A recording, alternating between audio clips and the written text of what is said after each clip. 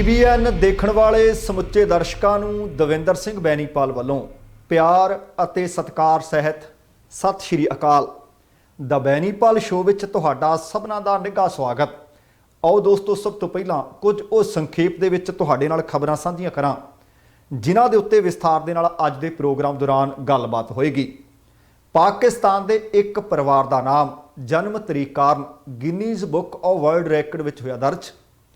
सिरसा विच देश धरोह दे हेठ किसान कीते गए सन गिरफ्तार, उन्हां दी रिहाई लई सिरसा वल्लों मरण वर्त शुरू। अमरिंदर दी अपील अणगौलियां कर सोनिया ने सिद्धू नूं ऐलानिया प्रधान। किसानां दे रोह अते विरोध कारण भाजपा सूबा प्रधान अश्वनी शर्मा नूं अपना प्रोग्राम करना पिया रद्द। राजपुरा विच केंद्री मंत्री सोम प्रकाश नूं भी अपना दौरा करना पिया रद्द। अनिल जोशी दे हक विच आए भंडारी ਅਤੇ पंजाब के शहर बठिंडा चों समाज की एक दर्दनाक तस्वीर आई सामने। दोस्तों, आ कुछ खबरां ने जिन्हां दे उत्ते अज दे प्रोग्राम दौरान गलबात की जानी है। इहदे तो पहलां कि इधर नूं वधां, तुहानूं सबनां नूं बेनती है कि जेकर हाले तक तुसीं अपने इस प्रोग्राम नूं अपने इस चैनल नूं लाइक नहीं किया, सबसक्राइब नहीं किया, तो कृपा करके सबसक्राइब करके नोटिफिकेशन वाली घंटी जरूर ऑन कर लेनी। तुहाडे दिलों धन्नवादी होवांगे। आओ हुण खबरां वल नूं रुख करिए। बहुत सारे लोग ने, कोई लिमका बुक दे विच नाम दर्ज करवाउणा चाहुंदा है, कोई गिनीज बुक विच अपना नाम दर्ज करवाउणा चाहुंदा है, पर उहदे वास्ते कुछ ना कुछ तुहानूं विलखण करना पैंदा जो दुनिया दे विच बाकी लोग नहीं करते। पर आ एक कुदरती तरीके दे नाल ही पाकिस्तान दा एक परिवार लरकाना च रहिंदा है। उस परिवार का नाम इस वर्ल्ड रिकॉर्ड वाली किताब गिनीज बुक में शामिल हो रहा है। उसका कारण है कि परिवार के विच ने 9 जी, 9 जियां का एक रिकॉर्ड बन गया। हुण तुसीं सोच रहे होवोगे कि 9 जियां ने की रिकॉर्ड बना दिता। ये जिन्ने भी परिवार के जी ने, भाव 9 दे 9 का जन्म इक्को ही दिन होया, 1 अगस्त की इन्हां दी जन्म तरीक है। Guinness book of world record ने इस परिवार की मंग जिहड़ी इन्हां ने कीती सी उसनूं स्वीकार कर लिया ਅਤੇ ਇਹ ਵੱਖਰਾ ਇੱਕ ਰਿਕਾਰਡ ਹੈ, ਵੱਖਰਾ ਕੀਰਤੀਮਾਨ ਉਹ ਦਰਜ ਕੀਤਾ ਜਾ ਰਿਹਾ ਹੈ। ਗਿਨੀਜ਼ ਬੁੱਕ ਨੇ ਅਸਲ ਦੇ ਵਿੱਚ ਹੁਣ ਇਹ ਪਤਾ ਲੱਗ ਰਿਹਾ ਹੈ ਕਿ ਇਹਨਾਂ ਦੀ ਜਿਹੜੀ ਇਹ ਸਿਫਾਰਿਸ਼ ਕੀਤੀ ਗਈ ਸੀ, ਮੰਗ ਕੀਤੀ ਗਈ ਸੀ, ਉਹਨੂੰ ਮਨਜ਼ੂਰ ਕਰਕੇ ਪਰਿਵਾਰ ਨੂੰ ਇੱਕ ਸਰਟੀਫਿਕੇਟ ਵੀ ਜਾਰੀ ਕਰ ਦਿੱਤਾ ਹੈ। ਹੁਣ ਜਿਹੜਾ ਪਰਿਵਾਰ ਦਾ ਮੁਖੀ ਹੈ, ਸਿਰਫ ਉਹਦਾ ਜਨਮ ਹੀ 1 ਅਗਸਤ ਨੂੰ ਨਹੀਂ ਹੋਇਆ, ਸਗੋਂ ਉਹਦਾ ਵਿਆਹ ਵੀ 1 ਅਗਸਤ ਹੈ। ਤੇ ਇਸ ਪਰਿਵਾਰ ਦੇ ਮੁਖੀ ਦਾ ਨਾਮ ਹੈ ਅਮੀਦ ਆਜ਼ਾਦ ਮੰਗੀ। ਮੰਗੀ ਦੇ ਪਰਿਵਾਰ ਦੇ ਵਿੱਚ ਉਹਦੀ ਘਰਵਾਲੀ ਹੈ ਅਤੇ ਉਹਨਾਂ ਦੇ ਬੱਚੇ ਨੇ। ਕੁੱਲ ਮਿਲਾ ਕੇ ਇਹ 9 ਮੈਂਬਰ ਬਣਦੇ ਨੇ। ਮੰਗੀ ਦੇ 7 ਬੱਚਿਆਂ ਦੇ ਵਿੱਚੋਂ 4 ਦੱਸੇ ਜਾ ਰਹੇ ਨੇ ਕਿ ਜੁੜਵਾ ਨੇ। ਵੈਸੇ ਤਾਂ ਜੁੜਵਾ ਤਾਂ 2 ਨੂੰ ਕਹਿੰਦੇ ਨੇ, ਪਰ 3 ਨੂੰ ਕੀ ਕਹਿਣਗੇ, ਤੇ 4 ਨੂੰ ਚੌੜੇ ਕਹਿਣਗੇ, 2 ਨੂੰ ਜੋੜੇ ਕਹਿੰਦੇ ਨੇ, ਜੋ ਵੀ ਆਖੀਏ। ਮੰਗੀ ਦੇ 7 ਬੱਚਿਆਂ ਦੇ ਵਿੱਚੋਂ 4 ਦਾ ਜਨਮ ਇੱਕੋ ਹੀ ਦਿਨ, ਆਮ ਤੌਰ ਤੇ ਆਪਾਂ ਜੁੜਵਾ ਕਹਿ ਦਿੰਦੇ ਆ, ਪਰ ਇਹ 4 ਬੱਚਿਆਂ ਦਾ ਇੱਕੋ ਹੀ ਦਿਨ ਦਾ ਜਨਮ ਹੈ। ਸਾਰੇ ਬੱਚਿਆਂ ਦੀ ਜਨਮ ਤਰੀਕ 1 ਅਗਸਤ ਹੈ। ਵੱਡੀ ਗੱਲ ਇਹ, ਜਿਸ ਤਰ੍ਹਾਂ ਮੈਂ ਦੱਸ ਰਿਹਾ ਸੀ ਕਿ ਮੰਗੀ ਦਾ ਵਿਆਹ ਵੀ 1 ਅਗਸਤ ਨੂੰ ਹੋਇਆ ਸੀ। ਇੱਥੇ ਇਹ ਵੀ ਗੱਲ ਦੱਸਣ ਵਾਲੀ ਹੈ ਕਿ ਇਹਦੇ ਤੋਂ ਪਹਿਲਾਂ ਇਹ ਰਿਕਾਰਡ ਇੱਕ ਭਾਰਤੀ ਪਰਿਵਾਰ ਦੇ ਨਾਮ ਸੀ। ਉਸ ਪਰਿਵਾਰ ਦੇ ਵਿੱਚ 5 ਮੈਂਬਰ ਸਨ ਤੇ 5 ਦਾ ਜਨਮ 1 ਤਰੀਕ ਨੂੰ ਹੋਇਆ ਸੀ। ਤੇ ਹੁਣ ਇਹ ਜਨਮ ਤਰੀਕ ਵਾਲਾ ਜਿਹੜਾ ਕੀਰਤੀਮਾਨ ਸੀ, ਇਹ ਪਾਕਿਸਤਾਨ ਦੇ ਮੰਗੀ ਪਰਿਵਾਰ ਦੇ ਨਾਮ ਹੋ ਗਿਆ ਹੈ। ਤੇ ਅਗਲੀ ਖਬਰ ਕਿਸਾਨੀ ਸੰਘਰਸ਼ ਦੇ ਨਾਲ ਜੁੜੀ ਹੈ। ਬੀਤੇ ਦਿਨੀ ਤਰੀਕ ਜਿਸ ਦਿਨ 11 ਸੀ, 11 ਜੁਲਾਈ ਨੂੰ ਸਿਰਸਾ ਦੇ ਵਿੱਚ ਜਿਹੜੇ ਹਰਿਆਣਾ ਦੇ ਡਿਪਟੀ ਸਪੀਕਰ ਨੇ, ਉਹਨਾਂ ਦੀ ਕਹਿੰਦੇ ਗੱਡੀ ਤੇ ਹਮਲਾ ਹੋਇਆ ਤੇ ਗੱਡੀ ਦੀ ਭੰਨ ਤੋੜ ਕਰ ਦਿੱਤੀ ਗਈ ਸੀ। ਤੇ ਭੰਨ ਤੋੜ ਦੇ ਮਾਮਲੇ ਦੇ ਵਿੱਚ ਬਹੁਤ ਸਾਰੇ ਕਿਸਾਨ ਨੇ 100 ਤੋਂ ਵੱਧ ਗਿਣਤੀ ਦੱਸੀ ਗਈ ਸੀ। ਉਹਨਾਂ ਦੇ ਉੱਤੇ ਦੇਸ਼ ਧਰੋਹ ਦੇ ਮੁਕੱਦਮੇ ਦਰਜ ਕਰ ਦਿੱਤੇ ਗਏ ਸਨ। ਉਹਨਾਂ ਦੇ ਉੱਤੇ ਇਰਾਦਾ ਕਤਲ ਦੇ ਮੁਕੱਦਮੇ ਦਰਜ ਕਰ ਦਿੱਤੇ ਗਏ ਸਨ। ਮਾਣਯੋਗ ਅਦਾਲਤ ਨੇ, ਭਾਰਤ ਦੀ ਸਭ ਤੋਂ ਵੱਡੀ ਸਿਖਰਲੀ ਅਦਾਲਤ ਸੁਪਰੀਮ ਕੋਰਟ ਨੇ ਆਖਿਆ ਸੀ ਕਿ ਇਹ ਕਾਨੂੰਨ ਅੰਗਰੇਜ਼ਾਂ ਵੇਲੇ ਸੀ, ਬਸਤੀਵਾਦੀ ਕਾਨੂੰਨ ਹੈ। ਉਹਨਾਂ ਨੇ ਇਹ ਵੀ ਟਿੱਪਣੀ ਕੀਤੀ ਸੀ ਕਿ ਸਾਨੂੰ ਇਹ ਸਮਝਾ ਦਿਓ ਕਿ ਜੇਕਰ ਕੋਈ ਕਿਸੇ ਇੱਕ ਪੋਲੀਟੀਕਲ ਪਾਰਟੀ ਦਾ ਵਿਰੋਧ ਕਰਦਾ ਤਾਂ ਇਹਦੇ ਵਿੱਚ ਦੇਸ਼ ਧਰੋਹ ਕਿਉਂ, ਜੇਕਰ ਕਿਸੇ ਦੀ ਨੀਤੀ ਦਾ ਕੋਈ ਵਿਰੋਧ ਕਰਦਾ ਇਹਦੇ ਵਿੱਚ ਦੇਸ਼ ਧਰੋਹ ਕਿਉਂ। ਉਹਨਾਂ ਨੇ ਇੱਕ ਬੜੀ ਖੂਬਸੂਰਤ ਉਦਾਹਰਣ ਵੀ ਦਿੱਤੀ ਸੀ। ਉਹ ਕਹਿੰਦੇ, ਮੰਨ ਲਓ ਇੱਕ ਤਰਖਾਣ ਨੂੰ ਇੱਕ ਆਰੀ ਦੇ ਦਿੱਤੀ ਕਿ ਆਹ ਲੱਕੜ ਦਾ ਟੁਕੜਾ ਵੀ ਤੈਨੂੰ ਨਾਲ ਦਿੰਦੇ ਆ, ਤੂੰ ਇਹ ਟੁਕੜਾ ਵੱਢਣਾ ਹੈ। ਪਰ ਕਹਿੰਦੇ ਉਹ ਟੁਕੜਾ ਵੱਢਣ ਦੀ ਬਜਾਏ ਜੇ ਸਾਰੇ ਜੰਗਲ ਨੂੰ ਵੱਢ ਦੇਵੇ, ਕਹਿੰਦੇ ਤੁਸੀਂ ਤਾਂ ਹੁਣ ਇਹ ਕੰਮ ਕਰਦੇ ਹੋ ਕਿ ਦੇਸ਼ ਧਰੋਹ ਦੀ ਜਿਹੜੀ ਧਾਰਾ ਹੈ ਉਹਦੇ ਤੇ ਲਾਓ, ਜਿਹੜਾ ਦੇਸ਼ ਦੀਆਂ ਇਸ ਵਕਤ ਏਕਤਾ ਦੇ ਖਿਲਾਫ, ਅਖੰਡਤਾ ਦੇ ਖਿਲਾਫ ਜਾਂ ਕੋਈ ਇਸ ਤਰ੍ਹਾਂ ਦੀਆਂ ਹੋਰ ਕਾਰਵਾਈਆਂ ਕਰਦਾ। ਇਹ ਤਾਂ ਸਿਰਫ ਇੱਕ ਪਾਰਟੀ ਦਾ ਵਿਰੋਧ ਕਰ ਰਹੇ ਨੇ ਤੇ ਇਹਦੇ ਤੇ ਦੇਸ਼ ਧਰੋ ਕਿਉਂ। ਹੁਣ ਸੰਯੁਕਤ ਕਿਸਾਨ ਮੋਰਚੇ ਨੇ ਇਹਦੇ ਖਿਲਾਫ ਬੀਤੇ ਦਿਨੀ ਉੱਥੋਂ ਦੇ ਪ੍ਰਸ਼ਾਸਨ ਦੇ ਨਾਲ ਜਾ ਕੇ ਮੁਲਾਕਾਤ ਕੀਤੀ ਸੀ, ਪਰ ਗੱਲਬਾਤ ਕਿਸੇ ਤਣ ਪੱਤਣ ਨਹੀਂ ਸੀ ਲੱਗੀ। ਉਹ ਕਹਿੰਦੇ ਸੀ ਜ਼ਮਾਨਤਾਂ ਸਾਡੇ ਹੱਥ ਨਹੀਂ, ਇਹ ਕੰਮ ਹੁਣ ਅਦਾਲਤਾਂ ਦਾ ਹੈ। ਹੁਣ ਪਤਾ ਲੱਗਿਆ ਕਿ ਸੰਯੁਕਤ ਕਿਸਾਨ ਮੋਰਚਾ ਦੇ ਹੀ ਮੈਂਬਰ ਨੇ, 32 ਕਿਸਾਨ ਜਥੇਬੰਦੀਆਂ ਨੇ, ਸਾਰੀਆਂ ਨੇ ਧਿਆਨ ਇੱਧਰ ਕੇਂਦਰਿਤ ਕੀਤਾ ਹੋਇਆ। ਸੰਯੁਕਤ ਕਿਸਾਨ ਮੋਰਚਾ ਦੇ ਸੱਦੇ ਤੇ ਵੱਡੇ ਕਿਸਾਨ ਆਗੂ ਨੇ ਬਲਦੇਵ ਸਿੰਘ ਸਿਰਸਾ ਦੇ ਵੱਲੋਂ ਮਿੰਨੀ ਸਕੱਤਰੇਤ ਦੇ ਬਾਹਰ ਮਰਨ ਵਰਤ ਸ਼ੁਰੂ ਕਰ ਦਿੱਤਾ ਗਿਆ। ਇਸੇ ਦੌਰਾਨ ਸਿਰਸਾ ਦੇ ਵੱਲੋਂ ਇਹ ਵੀ ਆਖਿਆ ਗਿਆ ਕਿ ਜਿੰਨੀ ਦੇਰ ਤੱਕ ਜਿਹੜੇ 5 ਕਿਸਾਨ ਗ੍ਰਿਫਤਾਰ ਕੀਤੇ ਗਏ ਨੇ ਉਹਨਾਂ ਨੂੰ ਜਦੋਂ ਤੱਕ ਰਿਹਾ ਨਹੀਂ ਕੀਤਾ ਜਾਂਦਾ, ਜਿਹੜੇ ਜੇਲ੍ਹ ਭੇਜੇ ਹੋਏ ਨੇ ਛੱਡੇ ਨਹੀਂ ਜਾਂਦੇ, ਓਨੀ ਦੇਰ ਤੱਕ ਮੈਂ ਆਪਣਾ ਮਰਨ ਵਰਤ ਜਾਰੀ ਰੱਖਾਂਗਾ। ਹੁਣ ਉਹ ਧਰਨੇ ਤੇ ਬੈਠ ਗਏ ਆ। ਧਰਨਾ ਬੀਤੇ ਦਿਨ ਹੀ ਲੱਗਿਆ ਸੀ ਤੇ ਹੋਰ ਵੀ ਕਿਸਾਨ ਧਰਨੇ ਤੇ ਬੈਠੇ ਤੇ ਧਰਨਾ ਇਹ ਨਿਰੰਤਰ ਜਾਰੀ ਰਹੇਗਾ। ਭਾਵ ਇਸ ਮੋਰਚੇ ਨੇ ਵੀ ਹੁਣ ਪੱਕਾ ਰੂਪ ਧਾਰਨ ਕਰ ਲਿਆ ਜਦੋਂ ਪ੍ਰਸ਼ਾਸਨਿਕ ਅਧਿਕਾਰੀਆਂ ਦੇ ਨਾਲ ਗੱਲ ਬੇਸਿੱਟਾ ਰਹੀ ਸੀ। ਹੁਣ ਮਰਨ ਵਰਤ ਸ਼ੁਰੂ ਹੈ। ਹੁਣ ਉਦੋਂ ਤੱਕ ਇਹ ਚੱਲਦਾ ਰਹਿਣਾ ਹੈ ਜਦੋਂ ਤੱਕ ਇਹ ਰਿਹਾ ਨਹੀਂ ਹੁੰਦੇ। ਹੁਣ ਵੇਖਦੇ ਹਾਂ ਕਿ ਪ੍ਰਸ਼ਾਸਨ ਦੇ ਉੱਤੇ, ਪੁਲਿਸ ਦੇ ਉੱਤੇ ਇਹਦਾ ਕੋਈ ਪ੍ਰੈਸ਼ਰ ਪੈਂਦਾ ਜਾਂ ਨਹੀਂ। ਅਗਲੀ ਖਬਰ ਜਿਹੜੀ ਪੰਜਾਬ ਦੀ ਰਾਜਨੀਤੀ ਨਾਲ ਸੰਬੰਧਿਤ, ਪੰਜਾਬ ਦੇ ਸਿਆਸੀ ਗਲਿਆਰਿਆਂ ਦੇ ਵਿੱਚੋਂ ਕਈ ਦਿਨ ਦਾ ਧੂੰਆਂ ਉੱਠ ਰਿਹਾ ਸੀ। ਅਸਲ ਦੇ ਵਿੱਚ ਬੀਤੇ ਕਈ ਦਿਨ ਤੋਂ ਮੈਂ ਵੱਖੋ-ਵੱਖ ਪ੍ਰੋਗਰਾਮਾਂ ਦੇ ਵਿੱਚ ਇਸ ਦਾ ਜ਼ਿਕਰ ਕਰਦਾ ਕਿ ਕੋਈ ਮੰਨੇ ਭਾਵੇਂ ਨਾ ਮੰਨੇ, ਜਿਸ ਤਰ੍ਹਾਂ ਬੀਤੇ ਕਈਆਂ ਦਿਨਾਂ ਤੋਂ ਨਵਜੋਤ ਸਿੰਘ ਸਿੱਧੂ ਨੇ ਆਪਣੀਆਂ ਗਤੀਵਿਧੀਆਂ ਵਧਾਈਆਂ ਹੋਈਆਂ ਸੀ। ਕਦੇ ਉਹ ਪ੍ਰਤਾਪ ਸਿੰਘ ਬਾਜਵਾ ਨੂੰ ਮਿਲਦੇ ਸੀ, ਕਦੇ ਸੁਨੀਲ ਜਾਖੜ ਨੂੰ ਮਿਲਦੇ ਸੀ, ਕਦੇ ਸ਼ਮਸ਼ੇਰ ਦੂਲੋ ਨੂੰ ਮਿਲਦੇ ਸੀ ਤੇ ਕਦੇ ਹੋਰਨਾਂ ਨੂੰ ਮਿਲਦੇ ਸੀ। ਮੈਂ ਆਖ ਰਿਹਾ ਹੁੰਦਾ ਸੀ ਕਿ ਕਿਤੇ ਨਾ ਕਿਤੇ ਉਹਨੂੰ ਥਾਪੜਾ ਮਿਲਿਆ ਹੋਇਆ, ਬਸ ਐਲਾਨ ਬਾਕੀ ਹੈ। ਉਹ ਐਲਾਨ ਵੀ ਹੋ ਗਿਆ। ਬੀਤੇ ਕਈ ਮਹੀਨਿਆਂ ਤੋਂ ਪੰਜਾਬ ਦੇ ਵਿੱਚ ਕਾਟੋ ਕਲੇਸ਼ ਚੱਲ ਰਿਹਾ ਹੈ। ਕੀ ਇਹ ਪ੍ਰਧਾਨਗੀ ਸਿੱਧੂ ਨੂੰ ਦੇਣ ਦੇ ਨਾਲ ਇਹ ਕਾਟੋ ਕਲੇਸ਼ ਮੁੱਕ ਜੂ? ਮੈਂ ਇਸ ਗੱਲ ਦੀ ਹਾਮੀ ਨਹੀਂ ਭਰਦਾ। ਇਹ ਹੋ ਸਕਦਾ ਹੈ ਭਵਿੱਖ ਦੇ ਵਿੱਚ ਕਿਸੇ ਨਾ ਕਿਸੇ ਹੋਰ ਰੂਪ ਦੇ ਨਾਲ ਇਹ ਬਰਕਰਾਰ ਰਹੇ, ਪਰ ਆਖਰਕਾਰ ਉਹਨਾਂ ਸਾਰੀਆਂ ਚਰਚਾਵਾਂ ਦਾ ਅੰਤ ਹੋ ਗਿਆ ਜਦੋਂ ਆਲ ਇੰਡੀਆ ਕਾਂਗਰਸ ਕਮੇਟੀ ਦੀ ਪ੍ਰਧਾਨ ਸੋਨੀਆ ਗਾਂਧੀ ਨੇ ਨਵਜੋਤ ਸਿੱਧੂ ਨੂੰ ਪੰਜਾਬ ਕਾਂਗਰਸ ਦੀ ਕਮਾਨ ਸੌਂਪਣ ਦਾ ਬਕਾਇਦਾ ਐਲਾਨ ਕੀਤਾ। ਨਵਜੋਤ ਸਿੱਧੂ ਨੂੰ ਪੰਜਾਬ ਕਾਂਗਰਸ ਦਾ ਸੁਨੀਲ ਜਾਖੜ ਦੀ ਥਾਂ ਤੇ ਹੁਣ ਪ੍ਰਧਾਨ ਨਿਯੁਕਤ ਕਰ ਦਿੱਤਾ ਗਿਆ। ਇਹਦੇ ਤੋਂ ਇਲਾਵਾ ਸਿੱਧੂ ਦੇ ਆਲੇ ਦੁਆਲੇ 4 ਹੋਰ ਵਰਕਿੰਗ ਪ੍ਰਧਾਨ ਵੀ ਲਾਏ ਗਏ ਨੇ। ਅਸਲ ਦੇ ਵਿੱਚ ਕਾਂਗਰਸ ਦੇ ਜਨਰਲ ਸਕੱਤਰ ਨੇ KC ਵੇਣੂਗੋਪਾਲ, ਉਹਨਾਂ ਦੇ ਵੱਲੋਂ ਬਕਾਇਦਾ ਤੌਰ ਤੇ ਇੱਕ ਚਿੱਠੀ ਜਾਰੀ ਕੀਤੀ ਗਈ ਜਿਸ ਦੇ ਵਿੱਚ ਸਿੱਧੂ ਅਤੇ ਉਹਨਾਂ ਦੇ ਨਾਲ 4 ਵਰਕਿੰਗ ਪ੍ਰਧਾਨ ਉਹਨਾਂ ਦਾ ਜ਼ਿਕਰ ਹੈ। ਉਹਨਾਂ ਵਿੱਚ ਸੰਗਤ ਸਿੰਘ ਗਿਲਜੀਆਂ, ਕੁਲਜੀਤ ਸਿੰਘ ਨਾਗਰਾ, ਸੁਖਵਿੰਦਰ ਸਿੰਘ ਡੈਨੀ ਅਤੇ ਪਵਨ ਗੋਇਲ ਦੇ ਨਾਮ ਸ਼ੁਮਾਰ ਨੇ। ਬੈਲੈਂਸ ਬਣਾਉਣ ਦੀ ਕੋਸ਼ਿਸ਼ ਕੀਤੀ ਗਈ ਹੈ, ਸੰਤੁਲਨ ਬਣਾਉਣ ਦੀ ਕਾਂਗਰਸ ਦੇ ਵੱਲੋਂ ਕੋਸ਼ਿਸ਼ ਕੀਤੀ ਗਈ ਹੈ। ਵੱਖ-ਵੱਖ ਜਾਤਾਂ, ਵੱਖ-ਵੱਖ ਇਲਾਕਿਆਂ ਦੇ ਵਿੱਚੋਂ ਇਹਨਾਂ ਨੂੰ ਥਾਪਿਆ ਗਿਆ। ਦੱਸਣਾ ਬਣਦਾ ਕਿ ਸੰਗਤ ਸਿੰਘ ਗਿਲਜੀਆਂ ਪਛੜੀਆਂ ਸ਼੍ਰੇਣੀਆਂ ਨਾਲ ਸੰਬੰਧਿਤ ਨੇ, ਕੁਲਜੀਤ ਨਾਗਰਾ ਜੱਟ ਸਿੱਖ ਨਾਲ ਸੰਬੰਧਿਤ ਨੇ, ਪਵਨ ਗੋਇਲ ਹਿੰਦੂ ਭਾਈਚਾਰੇ ਵਿੱਚੋਂ ਨੇ, ਸੁਖਵਿੰਦਰ ਡੈਨੀ ਦਲਿਤ ਭਾਈਚਾਰੇ ਨਾਲ ਸੰਬੰਧਿਤ ਨੇ। ਇਹ ਸਾਰੇ ਦੇ ਸਾਰੇ ਮਾਝਾ, ਦੁਆਬਾ ਤੇ ਮਾਲਵਾ ਇਲਾਕੇ ਦੀ ਪ੍ਰਤੀਨਿਧਤਾ ਵੀ ਕਰਦੇ ਆ। ਵੇਣੂਗੋਪਾਲ ਦੇ ਵੱਲੋਂ ਜਿਹੜੀ ਚਿੱਠੀ ਜਾਰੀ ਕੀਤੀ ਗਈ ਹੈ ਉਹਦੇ ਵਿੱਚ ਮੌਜੂਦਾ ਪ੍ਰਧਾਨ ਸਨ ਜਿਹੜੇ ਸੁਨੀਲ ਜਾਖੜ, ਉਹਨਾਂ ਦੇ ਕੰਮਾਂ ਦੀ ਤਾਰੀਫ ਵੀ ਕੀਤੀ ਗਈ ਹੈ ਤੇ ਨਾਲ ਕੁਲਜੀਤ ਨਾਗਰਾ ਨੂੰ ਜਦੋਂ ਇਹ ਨਵਾਂ ਅਹੁਦਾ ਦਿੱਤਾ ਗਿਆ ਉਸ ਦਾ ਜ਼ਿਕਰ ਕੀਤਾ ਗਿਆ ਕਿ ਉਹ ਸਿੱਕਮ, ਨਾਗਾਲੈਂਡ ਅਤੇ ਤ੍ਰਿਪੁਰਾ ਦੇ ਵਿੱਚ ਕਾਂਗਰਸ ਦੇ ਇੰਚਾਰਜ ਸਨ। ਉਸ ਅਹੁਦੇ ਤੋਂ ਉਹਨਾਂ ਨੂੰ ਮੁਕਤ ਕਰ ਦਿੱਤਾ ਗਿਆ। ਇੱਥੇ ਇਹ ਵੀ ਗੱਲ ਦੱਸਣ ਵਾਲੀ ਹੈ ਕਿ ਪੰਜਾਬ ਦੇ ਵਿੱਚ ਮੰਤਰੀ ਦੇ ਅਹੁਦੇ ਤੋਂ ਜਦੋਂ ਤੋਂ ਨਵਜੋਤ ਸਿੰਘ ਸਿੱਧੂ ਲਾਂਭੇ ਸੀ, ਲਗਭਗ 1.5 ਸਾਲ ਤਾਂ ਉਹ ਦੂਰ ਰਹੇ, ਕੋਈ ਸਰਗਰਮੀ ਨਜ਼ਰ ਨਹੀਂ ਆਈ ਤੇ ਚੁੱਪ ਵੱਟ ਕੇ ਰੱਖੀ ਸੀ। ਸ਼ਾਇਦ ਇੰਨੀ ਲੰਬੀ ਚੁੱਪ ਦਾ ਇਹ ਉਹਨਾਂ ਨੂੰ ਉਹਨਾਂ ਦੇ ਸਬਰ ਦਾ ਹਾਈ ਕਮਾਨ ਵੱਲੋਂ ਫਲ ਦਿੱਤਾ ਗਿਆ। ਬਹੁਤ ਸਾਰੇ ਲੋਕ ਇਹ ਕਹਿਣਗੇ, ਪਰ ਮੈਨੂੰ ਲੱਗਦਾ ਕਿ ਜਿਸ ਤਰੀਕੇ ਦੇ ਨਾਲ ਉਹਨੇ ਰਾਜਨੀਤੀ ਬੀਤੇ ਕੁਝ ਮਹੀਨਿਆਂ ਤੋਂ ਕੀਤੀ, ਕਦੇ ਲੱਗਦਾ ਸੀ ਕਿ ਇਹਨੂੰ ਤਾਂ ਭਾਈ ਭਾਜਪਾ ਵਾਲੇ ਦੁਬਾਰਾ ਲੈ ਜਾਣਗੇ, ਕਦੇ ਲੱਗਦਾ ਸੀ ਕਿ ਇਹਨੂੰ ਭਾਈ ਆਪ ਵਾਲੇ ਦੁਬਾਰਾ ਲੈ ਜਾਣਗੇ, ਪਰ ਫਿਰ ਕਾਂਗਰਸ ਦਾ ਭਵਿੱਖ ਕੀ ਹੈ?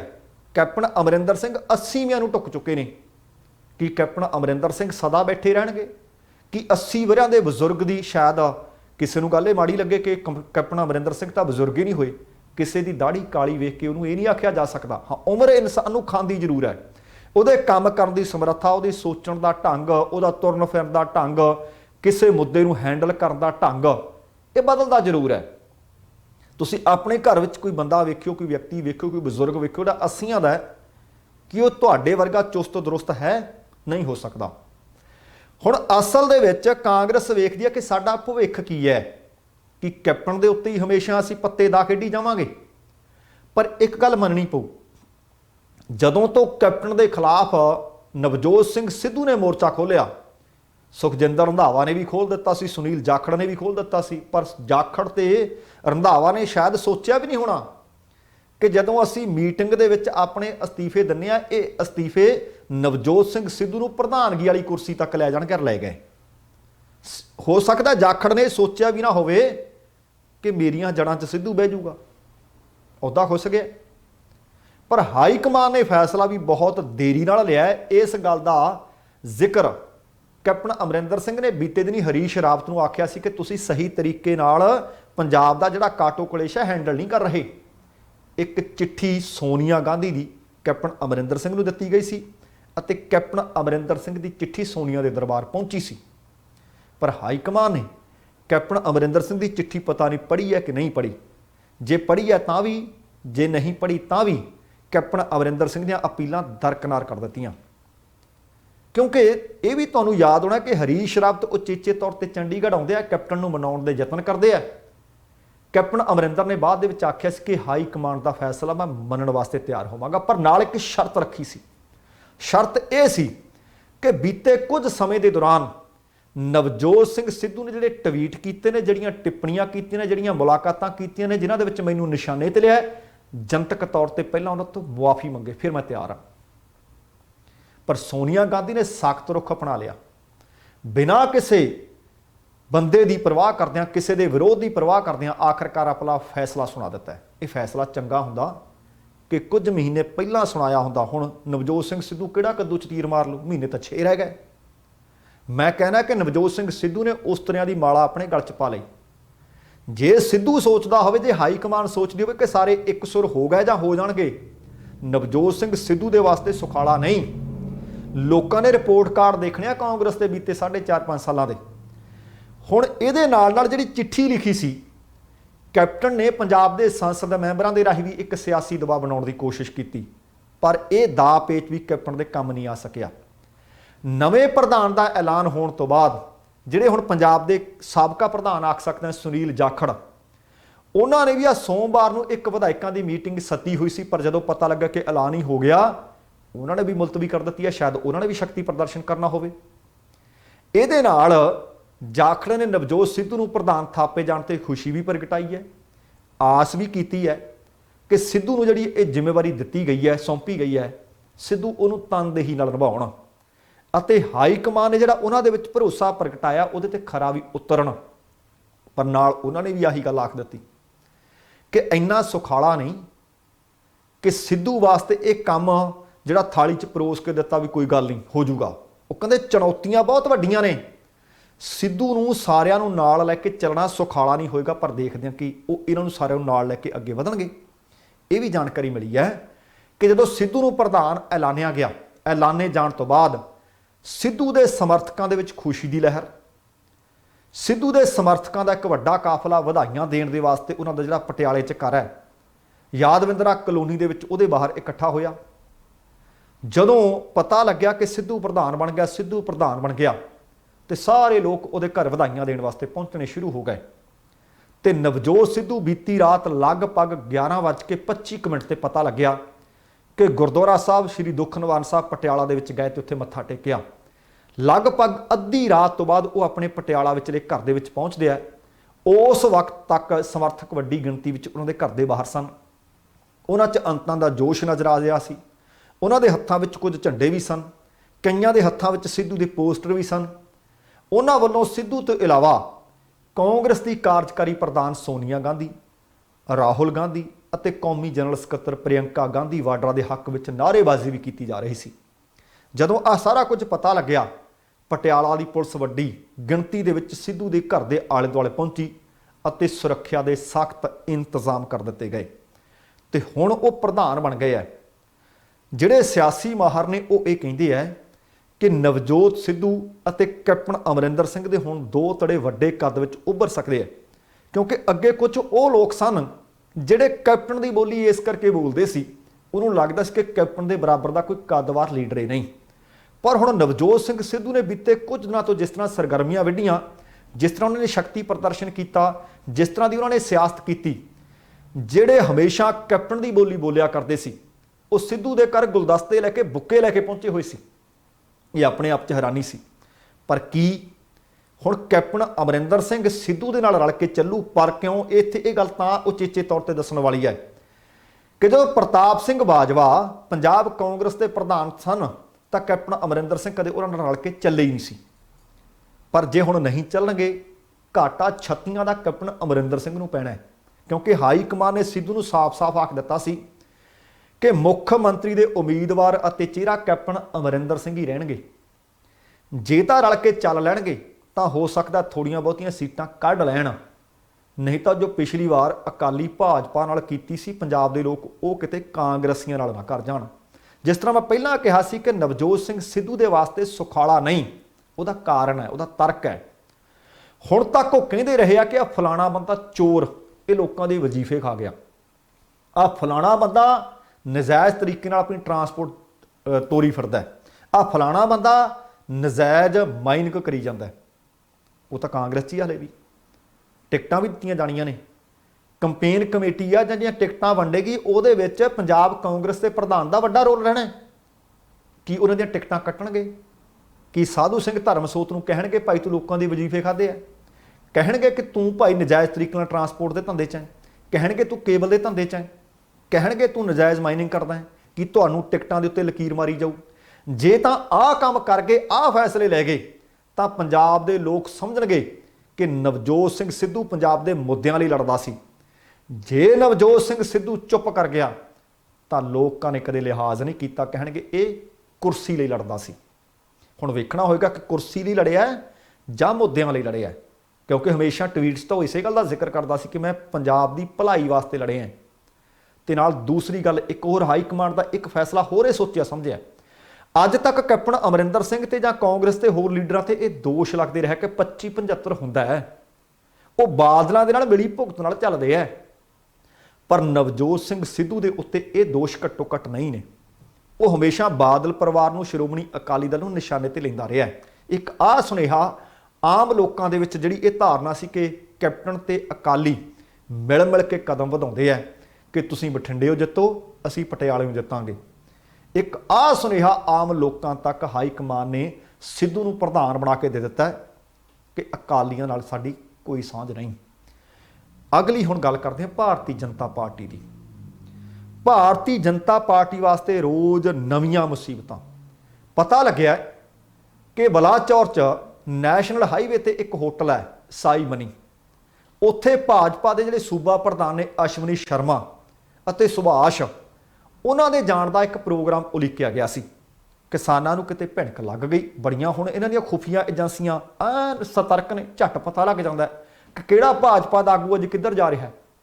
ਜਦ ਇਸ ਖਬਰ ਦਾ ਪਤਾ ਲੱਗਿਆ ਕਿ ਭਾਈ ਆ ਭਾਜਪਾ ਦੇ ਪ੍ਰਧਾਨ ਅੱਜ ਬਲਾਚੌਰ ਆ ਰਹੇ ਨੇ, ਕਿਸਾਨ ਹੌਲੀ ਹੌਲੀ ਕਿਤੇ ਸਾਨੂੰ ਰਸਤੇ 'ਚ ਰੋਕ ਲਿਆ ਨਾ ਜਾਵੇ। ਬੜੇ ਸਿਆਣੇ ਹੋ ਗਏ ਨੇ, ਹੌਲੀ ਹੌਲੀ ਹੋਟਲ ਦੇ ਨੇੜੇ ਤੇੜੇ ਪਹੁੰਚਣੇ ਸ਼ੁਰੂ ਹੋ ਗਏ। ਹੌਲੀ ਹੌਲੀ ਇੰਨੀ ਕੁ ਵੱਡੀ ਗਿਣਤੀ 'ਚ ਜਮ੍ਹਾਂ ਹੋ ਗਏ ਕਿ ਵੱਡਾ ਇਕੱਠ ਉੱਥੇ ਜਮ੍ਹਾਂ ਹੋ ਗਿਆ। ਕਿਸਾਨਾਂ ਨੇ ਪੈਲਸ ਅਤੇ ਹੋਟਲ ਵਾਲਿਆਂ ਨੂੰ ਵੀ ਪਹਿਲਾਂ ਅਪੀਲ ਕੀਤੀ ਹੈ ਕਿ ਭਾਈ ਭਾਜਪਾ ਆਗੂਆਂ ਦਾ ਅੱਜ ਦਾ ਪ੍ਰੋਗਰਾਮ ਤਾਂ ਅਸੀਂ ਡੱਕ ਲਿਆ, ਅੱਗੇ ਤੋਂ ਤੁਹਾਨੂੰ ਕਹਿੰਦੇ ਆ ਕਿ ਇੱਥੇ ਇਹਨਾਂ ਦਾ ਕੋਈ ਪ੍ਰੋਗਰਾਮ ਬੁੱਕ ਨਾ ਕੀਤਾ ਜਾਵੇ। ਉਹਨਾਂ ਨੇ ਹੋਟਲ ਦੇ ਅੱਗੇ ਧਰਨਾ ਮਾਰਿਆ। ਭਾਰਤੀ ਕਿਸਾਨ ਯੂਨੀਅਨ ਰਾਜੇਵਾਲ ਦੇ ਜ਼ਿਲ੍ਹਾ ਪ੍ਰਧਾਨ ਸਨ ਨਿਰਮਲ ਸਿੰਘ ਔਜਲਾ ਅਤੇ ਕੁਝ ਹੋਰ ਕਿਸਾਨ ਆਗੂ, ਉਹ ਧਰਨੇ ਨੂੰ ਸੰਬੋਧਨ ਕਰ ਰਹੇ ਸਨ ਤੇ ਆਖ ਰਹੇ ਸੀ ਕਿ ਜਿੰਨੀ ਦੇਰ ਤੱਕ ਖੇਤੀ ਕਾਨੂੰਨ ਰੱਦ ਨਹੀਂ ਹੁੰਦੇ ਅਸੀਂ ਸਾਹ ਨਹੀਂ ਲੈਣਾ। ਉਹਨਾਂ ਨੇ ਕਿਹਾ ਕਿ ਕੇਂਦਰ ਦੀ ਭਾਜਪਾ ਸਰਕਾਰ ਖੇਤੀ ਕਾਨੂੰਨਾਂ ਨੂੰ ਲਿਆ ਕੇ ਕਿਸਾਨੀ ਨੂੰ ਸਿੱਧਮ ਸਿੱਧੀ ਢਾਹ ਲਾਉਣਾ ਚਾਹੁੰਦੀ ਹੈ। ਇਹ ਗੱਲ ਸਾਨੂੰ ਕਿਸੇ ਵੀ ਕੀਮਤ ਦੇ ਉੱਤੇ ਬਰਦਾਸ਼ਤ ਨਹੀਂ। ਉਹਨਾਂ ਨੇ ਇਹ ਵੀ ਕਿਹਾ ਕਿ ਭਾਜਪਾ ਦੇ ਨੁਮਾਇੰਦੇ ਕਿਸਾਨੀ ਸੰਘਰਸ਼ ਨੂੰ ਅਸਲ ਦੇ ਵਿੱਚ ਖੇਰੂ ਕਰਨੀਆਂ ਕੋਸ਼ਿਸ਼ਾਂ ਕਰ ਰਹੇ ਨੇ, ਪਰ ਇਹ ਅਸੀਂ ਕਿਸੇ ਕੀਮਤ ਤੇ ਹੋਣ ਨਹੀਂ ਦਿਆਂਗੇ। ਉਹ ਕਹਿੰਦੇ ਜਾਣਬੁੱਝ ਕੇ ਪੰਜਾਬ ਅਤੇ ਹੋਰਨਾਂ ਸੂਬਿਆਂ ਦਾ ਭਾਜਪਾ ਦੇ ਵੱਲੋਂ ਮਾਹੌਲ ਖਰਾਬ ਕਰਨ ਦੀਆਂ ਕੋਸ਼ਿਸ਼ਾਂ ਕੀਤੀਆਂ ਜਾ ਰਹੀਆਂ ਨੇ ਤੇ ਅਸੀਂ ਉਹਦਾ ਡਟ ਕੇ ਸਾਹਮਣਾ ਕਰ ਰਹੇ ਹਾਂ ਅਤੇ ਕਰਾਂਗੇ।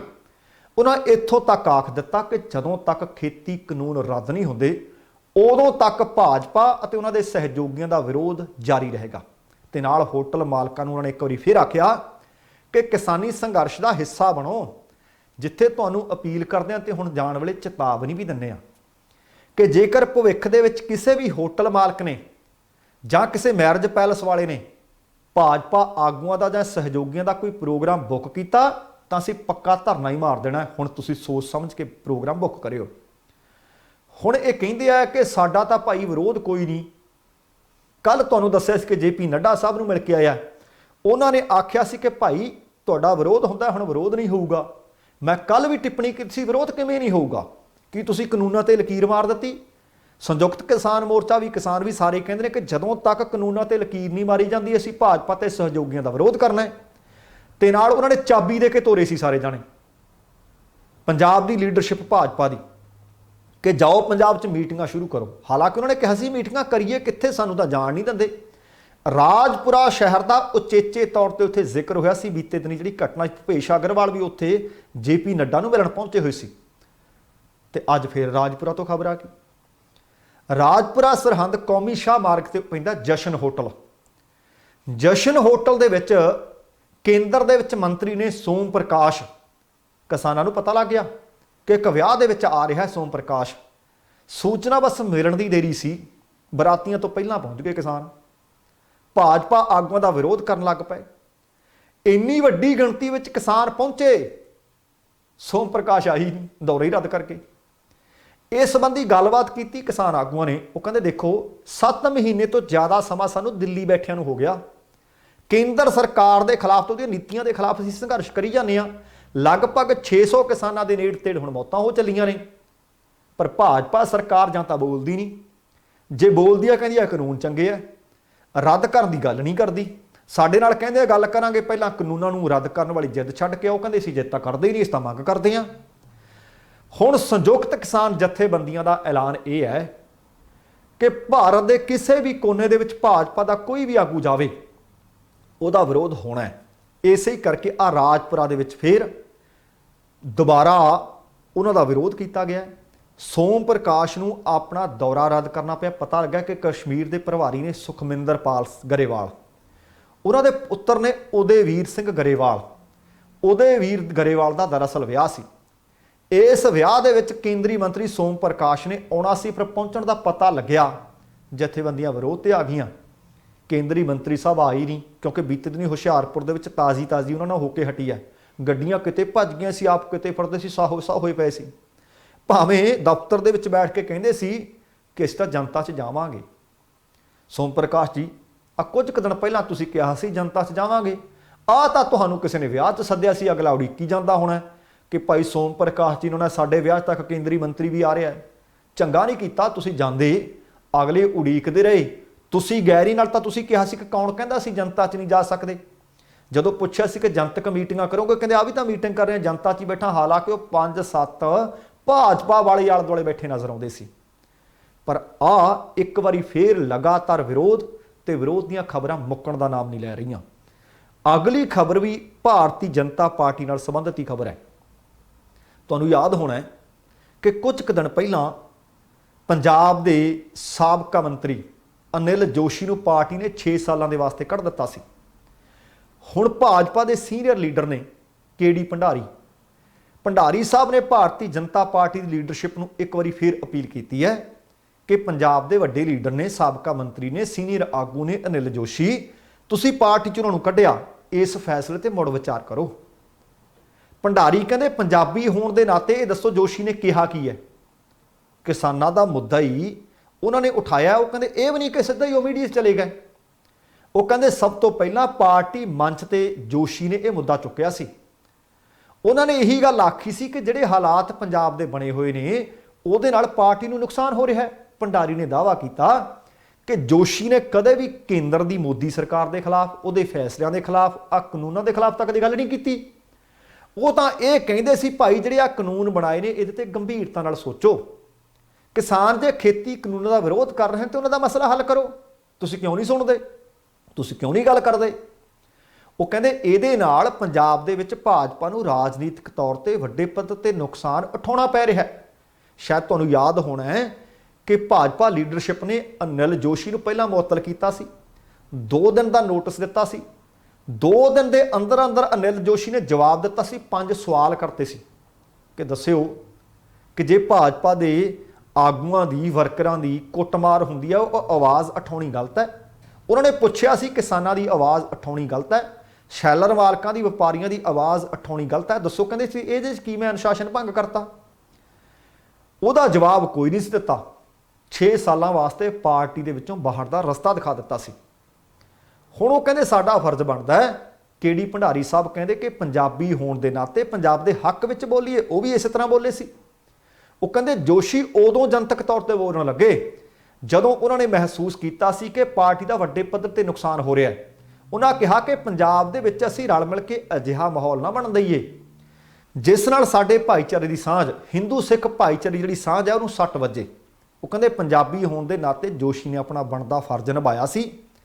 ते इत्थे ये भी दसना बनता है कि भंडारी अनिल जोशी के हक में पहलां भी आवाज़ उठा चुके हैं। वो पहलां भी आख चुके हैं कि पहलां वो पंजाबी है, पंजाब के हकों लई, पंजाब के लोगों लई डट के खड़नगे। वो कहंदे सी किसान साडे भैन भरा ने, लंबे समय तो सड़कों ते धरने देई जांदे ने, खेती कानूनां वाला मसला छेती हल करो। तो दूसरे पासे बठिंडा तो भाजपा के आगू ने मोहित गुप्ता बीते दिन ही पार्टी ने उन्होंने भी नोटिस भेज दिता सी। उन्होंने भी किसानों के हक में गल की सी। गुप्ता भी 2 दिन का समा दिता गया सी। गुप्ता भी गुप्त नहीं रहे, उन्होंने भी अपना नोटिस भेज दिता, जवाब दे दिता। वो कहते मैनू इस गल में कोई पछतावा नहीं कि मैं किसानों के हक च बोलिया। उन्होंने जिला प्रधान विनोद कुमार को लिख दिता कि वह हमेशा पार्टी के सच्चे सिपाही होने के नाते पंजाब ते पंजाब के मुद्दों की गल करते रहे है। हुण भी आ जिहड़े किसानां की गल कीती है पंजाब के लोग ने, असीं नहीं जे इन्हां दी गल करांगे तो कौन करूगा। वो कहंदे व्यापारी वर्ग है, आड़तीए ने, शैलर मालक ने, मजदूर ने, इन्हां दी गल करनी किहड़ी गुनाह है।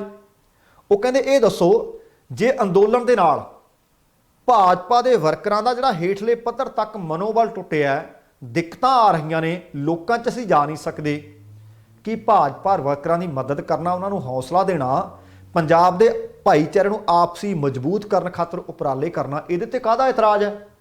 ये दसो मैं पार्टी का की नुकसान कर दिता। मैं तो पार्टी हितों को ध्यान दे विच रख के यतनशील हाँ। हुण अगे तुहाडी मर्जी है। जोशी ने भी इस तरह के जवाब भेजे सी, पर जोशी बाहर कढ़ दिते सी। वेख लिया कि मोहित गुप्ता का हुण की बनता है। अगली खबर भी बठिंडा नाल संबंधित खबर है। सचमुच साडे समाज की दर्दनाक तस्वीर है। आम तौर पर आपां कहने हैं कि जेकर इंसान कोई आले दुआले इस तरह का कोई बंदा वेखदा है जिहड़ा खास करके महिला वर्ग के नाल संबंधित होवे, नग्न अवस्था विच होवे, इंसान दीयां अखां शर्म नाल झुक जांदियां ने। औरत ते औरत च कोई फर्क तो नहीं ना होना चाहिए।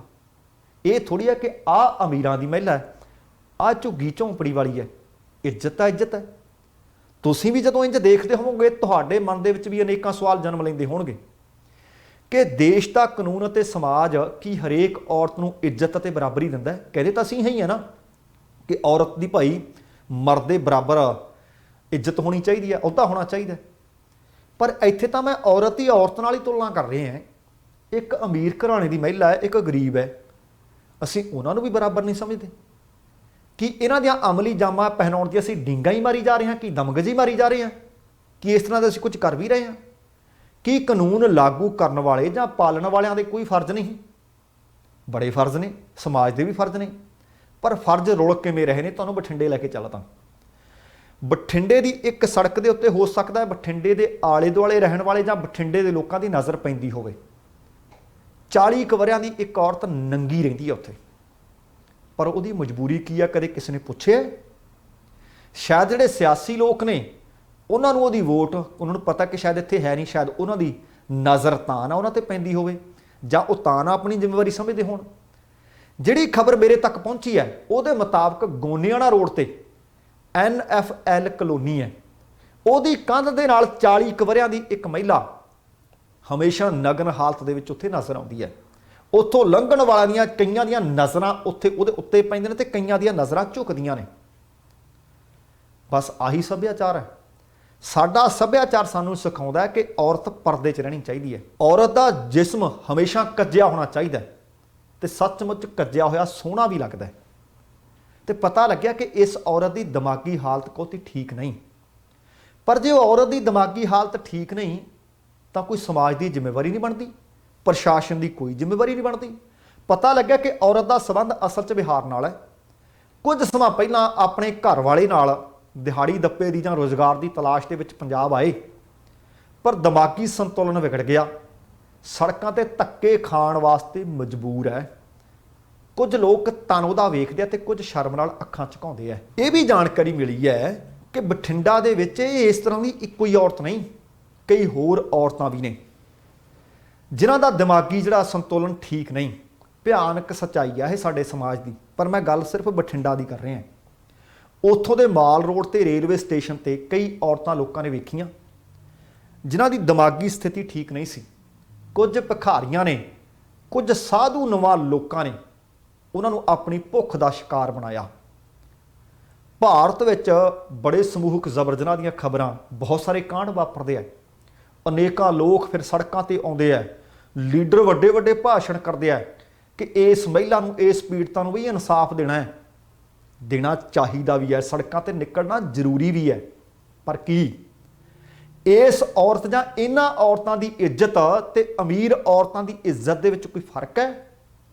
उन्हां वास्ते इंसाफ जे जरूरी है, बिल्कुल इंसाफ होना चाहिए, उन्हां दे खिलाफ सड़कों ते निकलना चाहिए। पर जे उन्हां वास्ते इंसाफ जरूरी है तो इन्हां वास्ते इंसाफ जरूरी क्यों नहीं? शायद प्रशासन की आखे ते कभी औरतां आईयां ना होण जां आईयां होण भी चल गरीब ही आ, की लैणा है? कि शहरियां वालों, आम जनता वालों कभी शिकायत प्रशासन नूं कीती नहीं गई, जां ये शिकायत कीती नहीं जा सकती, जां प्रशासन आप सुत्ता पिया? अनेकां सवाल ने कि असीं होर एक निर्भया कांड होना चाहुंदा वेखना चाहुंदे आ। बठिंडा की एक समाज सेवी संस्था है नौजवान वैलफेयर सोसाइटी, उहदे प्रधान ने सोनू महेश्वरी। वो कहते बठिंडा दे विच इस तरह दी बहुत सारियां घिनौणियां वारदातां वापर चुकियां ने। प्रशासन नूं कई वारी शिकायतां भी दित्तियां गईयां ने, पर प्रशासन सुत्ता पिया, उन्होंने जगाउण दी जरूरत है। इस तरह बठिंडा के एडवोकेट गुरप्रीत सिंह सिद्धू जो कि जिला लीगल सैल आप प्रधान ने, उन्होंने भी आख्या कि किन्ने शर्म की गल है कि साडे शहर दे विच आ सब कुछ वापर रहा है, जिथे मनप्रीत बादल भी गेड़े गूड़े लाउंदे रहिंदे आ, चंगा असर रसूख है, आ बादल के भी उत्थे तुरे फिरदे रहिंदे है कि कदे नज़र नहीं आउंदा। वो कहंदे सब कुछ वापर रहा है, कहंदे कानून तो इत्थों तक कहंदा कि किसी औरत नूं दिन ढले थाणे भी ना बुलाया जाए, हरेक बेसहारा औरत नूं सहारा दिता जाए। ये प्रशासन की जिम्मेवारी भी बनती है, ये समाज की जिम्मेवारी भी बनती है। पर इस जिम्मेवारी तो सारे भज रहे हैं, जिम्मेवारी की जां फर्जां की पूर्ति नहीं कर रहे। सो समाज सेवी जथेबंदियां दी सारे थोड़ी फर्ज बनते हैं, सरकारां दे भी फर्ज बनते हैं। हो सकता है कि उस औरत नूं जे दिमागी परेशानी विच है, उहदा इलाज करो यार, उन्होंने उहदी हालत ते थोड़ी छड्डना चाहिए।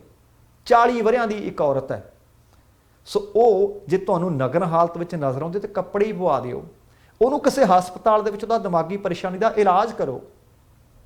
सो अपने आप दे विच इह विडंबना है कि असीं कह कुछ रहे हैं, कर कुछ रहे हैं। सरकारां दा, सियासी धिरां दा तां इस वक्त फोकस की है कि चोणां ने। शायद मैं पहलां आखिया सी कि इस औरत की पंजाब दे विच वोट हुंदी, जां उहदा परिवार वड्डा चौड़ा हुंदा, जां असर रसूख वाली हुंदी, शायद इह स्थिति कुछ होर होनी सी।